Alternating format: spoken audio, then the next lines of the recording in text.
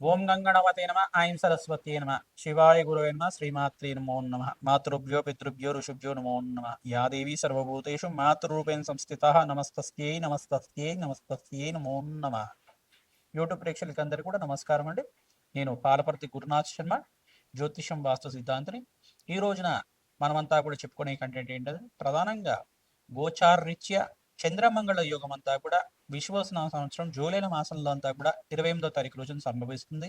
గోచారరీత్యా చంద్రమంగళ యోగం కన్యారాశిలో సంభవిస్తుంది కావున ప్రధానంగా కన్యారాశిలో ఈ యొక్క చంద్రమంగళ యోగం అంతా కూడా ప్రధానంగా అంగారకుడు అంతా కూడా రాహుకేతు దోషాల నుంచి బయటపడిన అంగారకుడు ప్రధానంగా చంద్రుడితో పాటు కలిసి ఉండి సమసప్తక వీక్షణ ఈ యొక్క శనీశ్వరుడి మీద పడడం, మీనరాశిలో ఉన్న శనీశ్వరుడు ఈ యొక్క అంగారకుడిని చూడడం సప్తమీక్షణతోటి, మరియు ఈ యొక్క అంగారకుడు అంతా కూడా శనీశ్వరుడిని వీక్షణ చూడడం అనేది ఇటువంటి ఫలితాలు మేషాది ద్వాదశ రాశుల వాళ్ళకి ఇటువంటి ఫలితాలు వస్తాయి.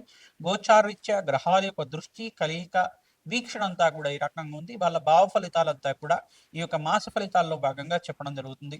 పరిష్కారం అంతా కూడా చెప్పడం జరుగుతుంది. ప్రధానంగా గోచారరీత్యా గ్రహాల యొక్క స్థితిగతి అంతా కూడా కాలసర్ప దోషంలో ఉండడం ప్రధానంగా చూసుకుంటే ఈ యొక్క కాలసర్ప దోషం నుంచి వీగిపోవడం అనేది చాలా శుభమైన పరిమాణంగా చెప్పడం జరుగుతుంది. ప్రధానంగా చూసుకుంటే అంగారకుడు ఎక్కడైతే గనక సింహరాశిలో కేతుతో పాటు కలిసి ఉండడం, కేతు మరియు అంగారకుడు చంద్రుడు కలిసి ఉన్న స్థానం నుంచి అంగారకుడు అంతా కూడా 45 రోజుల తర్వాత ప్రధానంగా జూలై 28వ తారీఖు తర్వాత ప్రధానంగా చూసుకుంటే చంద్రమంగళ యోగంలో కన్యారాశిలో ప్రవేశం చేయడం అంతా కూడా మంచి శుభమైన పరిగణంగా చెప్పడం జరుగుతుంది. మరియు మిశ్రమైన ఫలితాలు కూడా కొన్ని రాశుల వాళ్ళకి వస్తుంటాయి.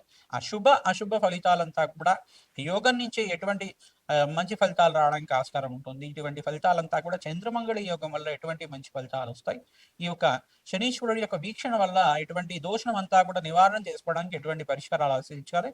ప్రధానంగా చూసుకుంటే గోమాత సేవను ఆచరించుకోవడం వల్ల అఖండ పుణ్యప్రాప్తి కలుగుతుంది. మీకంతా కూడా గోచారరీత్యా ఇక్కడ బృహస్పతి అంతా కూడా ప్రధానంగా చూసుకుంటే సూర్యుడు మరియు బృహస్పతి అంతా కూడా ఈ యొక్క మిథున రాశిలో సంచారం చేయడం జరుగుతుంటుంది. ప్రధానంగా చూసుకుంటే ఇక్కడ ఈ యొక్క గురు పౌర్ణమి రోజున ఎవరైతే గురు పౌర్ణమి రోజున విశేషంగా దత్తాత్రేయ స్వామి వారి ఆరాధన చేసుకోవడం వల్ల అఖండ పుణ్యప్రాప్తి కలుగుతుంది. ప్రధానంగా దత్తాత్రేయాయ స్మరణ మాత్రం సంతుష్టాయ నమః ఇటువంటి నామాన్ని ప్రతినిత్యం కూడా జపాన్ని ఆచరించుకోవడం, గురు చరిత్ర పారాయణం ప్రధానంగా దత్తాత్రేయ స్వామి వారి చరిత్ర పారాయణం అంతా కూడా ఆచరించుకోవడం అఖండ పుణ్యప్రాప్తి కలుగుతుంది.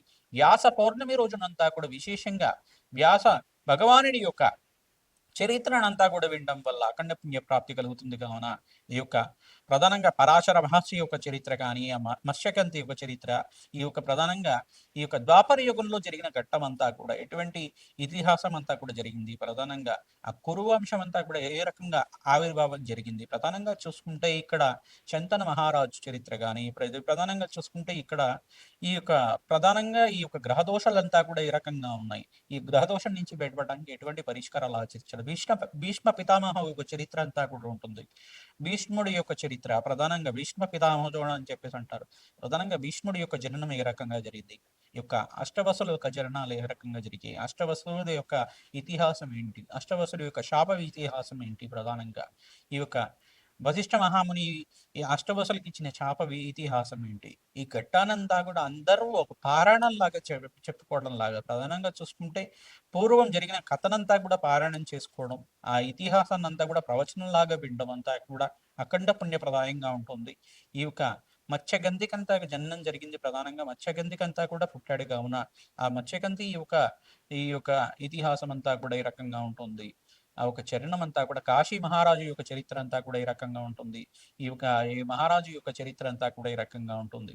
ఈ యొక్క ఇతిహాసం అంతా కూడా ఈ యొక్క వేదవ్యాస మహాముని యొక్క చరిత్ర అంతా కూడా వినడం ద్వారా వ్యాస భగవానుడి యొక్క చరిత్ర వినడం వల్ల అఖండ పుణ్య ప్రాప్తి లభిస్తుంది, మోక్ష జ్ఞానం లభిస్తుంది. కావున వ్యాస పౌర్ణమి రోజున వేదవ్యాస మహాముని గురు చరిత్ర పారాయణం కానీ ప్రధానంగా చూసుకుంటే ఈ యొక్క శంకరాచార్య చరిత్ర అంతా కూడా పారాయణం చేసుకోవడం, గురు సంబంధిత చరిత్రనంతా కూడా పారాయణం చేసుకోవడం, మేధా దక్షిణామూర్తి చరిత్రనంతా కూడా ప్రధానంగా మేధా దక్షిణామూర్తి అవతార ఇతిహాసం అంతా కూడా చదువుకోవడం వల్ల మంచి ఫలితాలు వస్తుంది. ప్రధానంగా మేధా దక్షిణామూర్తి స్వామివారి దేవాలయంలో కానీ ఈ యొక్క దత్తాత్రేయ స్వామివారి దేవాలయంలో కానీ మీరంతా కూడా శనగల మాలను సమర్పించడం వల్ల రాజయోగం సిద్ధిస్తుంది.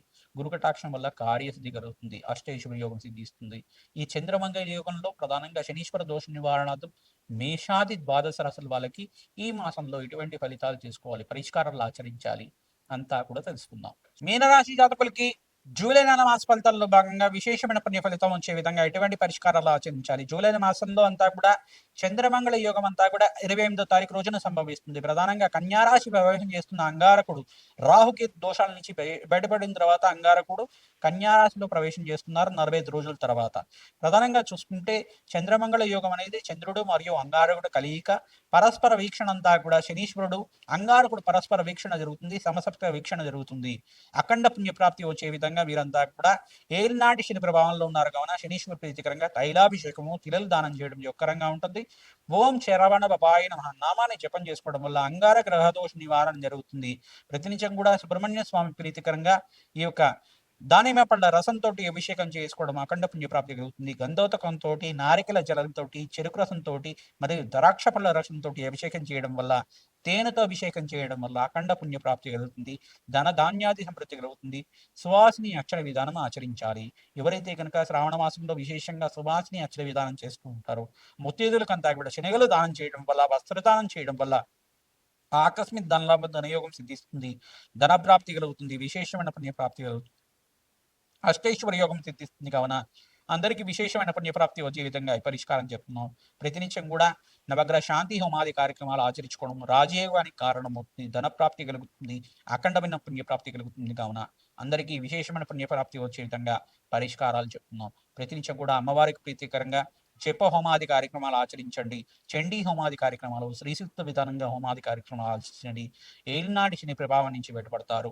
ప్రధానంగా వీరంతా కూడా శ్రేష్టమైన జీవితం జీవించడానికి వెంకటేశ్వర స్వామి వారికి ప్రీతికరంగా తులసిమాల సమర్పించడం మంచి శుభ ఫలితంగా పొందడానికి ఆస్కారం ఉంటుంది. ప్రతినిత్యం కూడా అమ్మవారికి ప్రీతికరంగా ఈ యొక్క ఆడిచ్చిన పసుపుతో అభిషేకం చేయించడం వల్ల రాజయోగం సిద్ధిస్తుంది. ధన ధాన్యాది సమృద్ధి కలుగుతుంది కావున అందరికీ విశేషమైన పుణ్య ఫలితం కోసం పరిష్కారం చెప్తున్నాం.